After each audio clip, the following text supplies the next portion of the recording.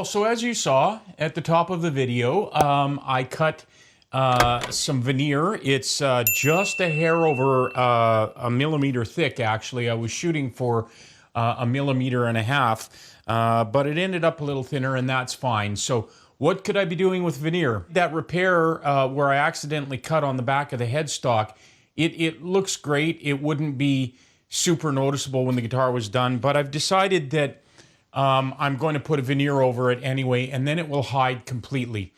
There's a couple of reasons why I did that. One is, yeah, it does bug me that if I look, I can see that there, so I do want to cover it.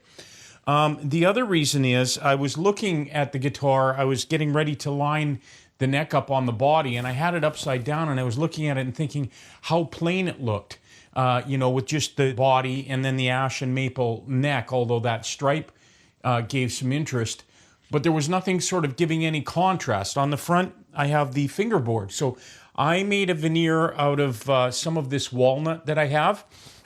It's a fair bit lighter than the fingerboard, and I would like it to look closer to the color of the fingerboard.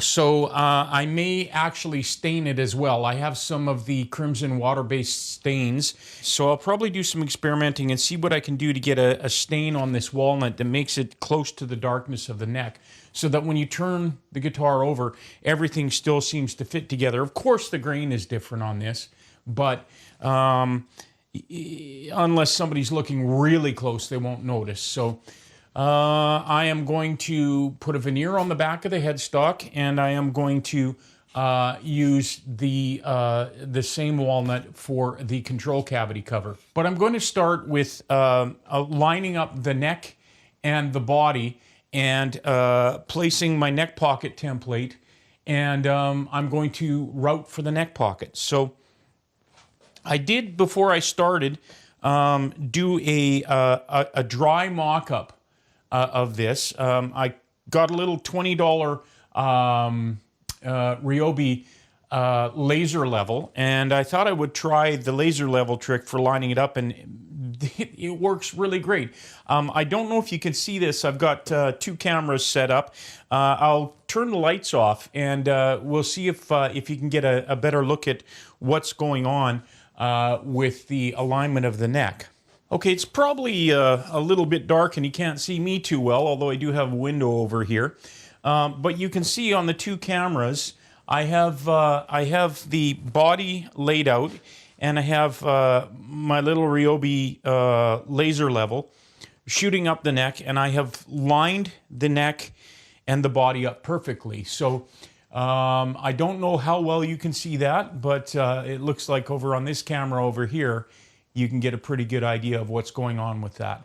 So like I say, this is a dry clamp up of the neck to the body. Everything's lined up well, and I do have my neck pocket template on the neck as well.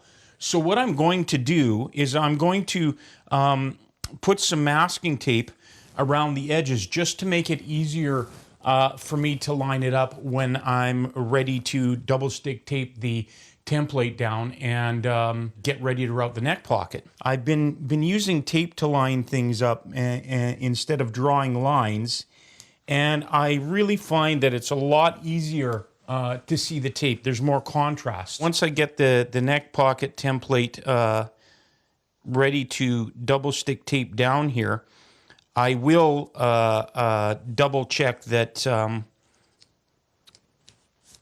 everything's still lined up straight before I take the neck out of the template. And at that point, I'll be ready to route the neck pocket.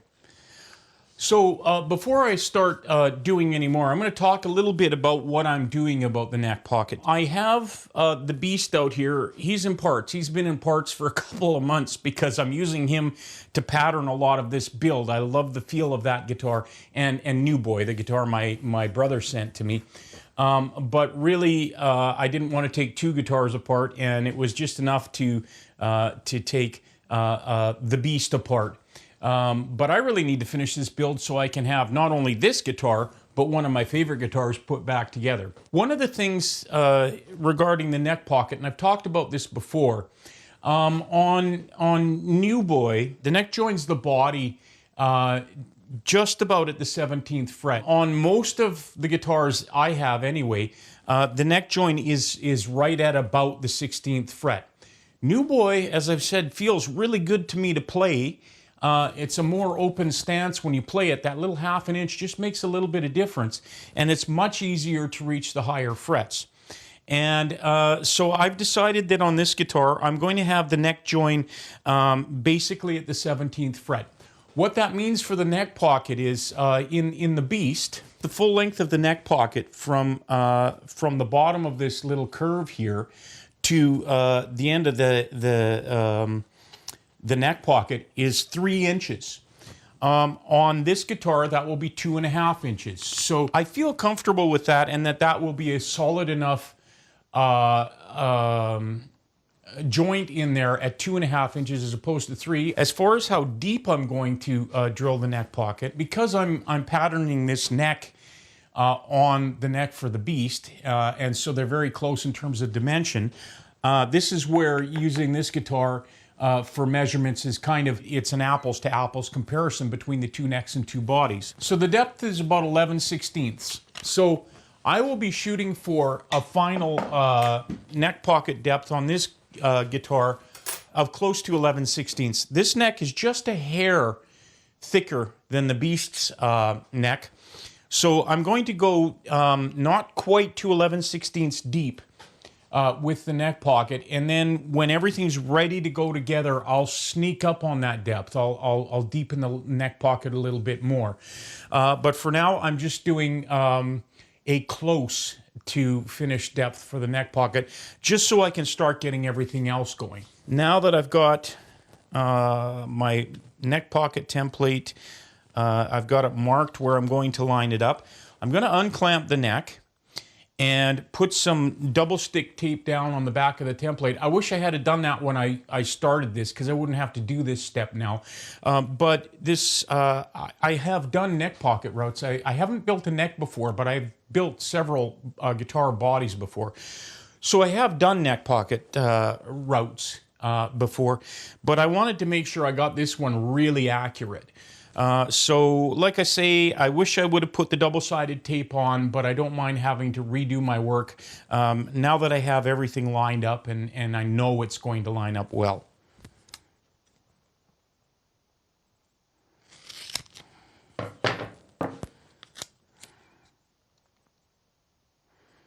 Now, when I do this, I like to put the double stick tape as close to the neck and the heel of the neck, just so that if there's any kind of flex in the template, the router is less likely to shimmy, because the template won't flex there because it's stuck down.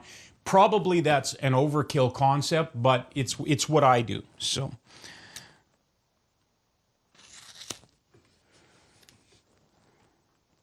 I guess I can take the neck out of here. Another couple little pieces down at the end.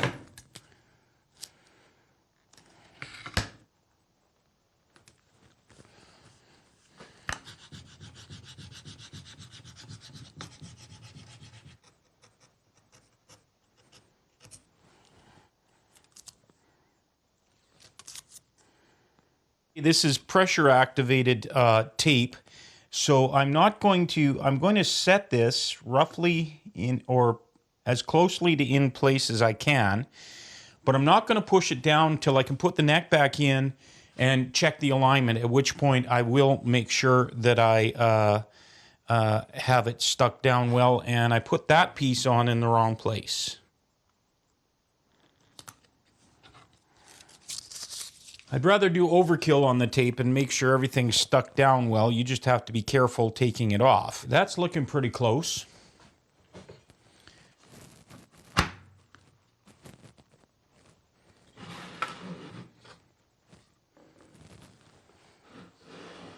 Okay, if I've done this right, everything should line up quite well. Let's see what we've got. Yeah. Maybe just a little bit. There we go. That's looking good, lined up well. So I'm just going to get this tape to stick, and I'm ready to hog out most of that material in the neck pocket with a Forstner bit, and then we'll get to routing. Huh.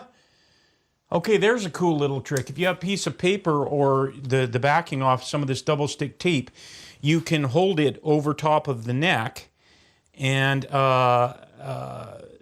raise the paper up just enough that you can see the line go out from under the paper, and you can see how well it's lined up. So I don't know if that makes sense to you, but and maybe it shows up well on here, but you can see how when I put this down, if I tilt the paper, you can see that the line shows up here on the paper. So that makes it really easy to see how well lined up you are. I think we're ready to hog out the material in the neck pocket. I'll get set up with the drill press, and we'll be right back for that.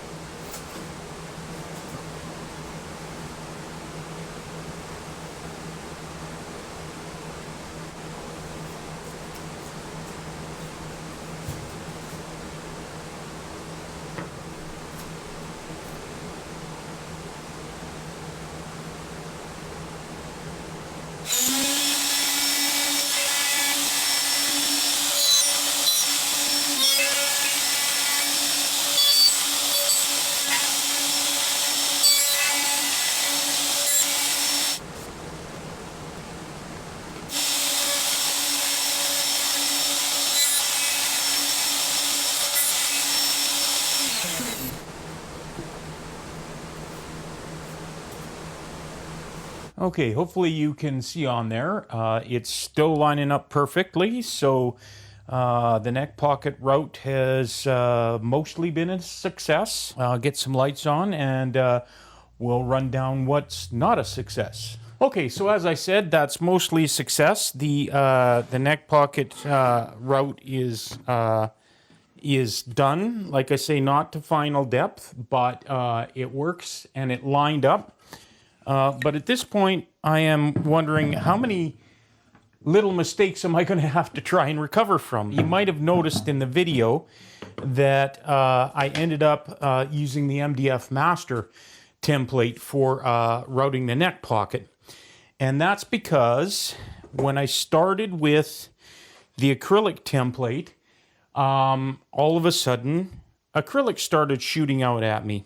And you can see right here, what happened was the bit I thought was tight. I don't know exactly what happened there, but the bit rode up in the collet, and so there was no bearing there, and I went right into the template, and of course now I have a nice little divot here to work on.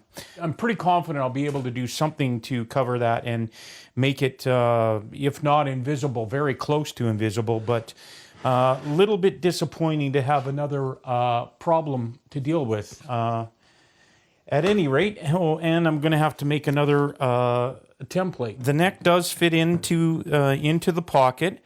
It's not as tight as I thought it was going to be, probably because I had to set the other template on there after I started with the first one, and I think it's just a little looser than it was going to be. So I'm definitely back to this one will be a bolt-on neck. It's okay, I already bought ferrules for that anyway. I will have some trimming to do. I made the pocket a little bit extra wide, deliberately, about a 1/16 of an inch or so. So I will be trimming that piece off and trimming the side of the neck heel here. And as I say, I didn't go to the full depth, the final depth that it will eventually be. But I'm going to leave that here. I do have the veneer that I made to still glue on the back of the headstock.